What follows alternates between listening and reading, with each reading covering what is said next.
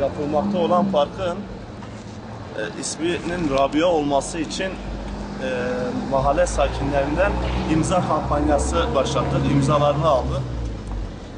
Mahalle sakinlerinin %90'ı, %85, %90'ı yapılan parkımızın Rabia ismi almasından yana imza attılar, onu desteklediler.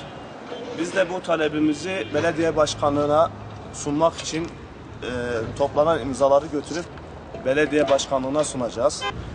500-600 civarında bir imza toplandı. Tek tek evler ziyaret edildi. Bu şekilde halkın %90'ının desteğini gördük. Çok sıcak karşıladılar.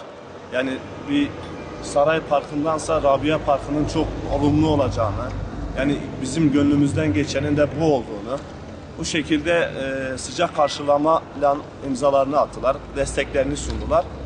Biz de bu imzaların hepsini topladık, bu şekilde belediyeye sunmayı düşünüyoruz. Rabia dediğimiz zaman yaşlı ninelerin bile Rabia'nın ne olduğunu hatırladığını, anlamını bildiğini görünce çok duygulandık yani. Evet. Bu mahalle sakinleriyle beraber parkımızın isminin Rabia olmasını istiyoruz.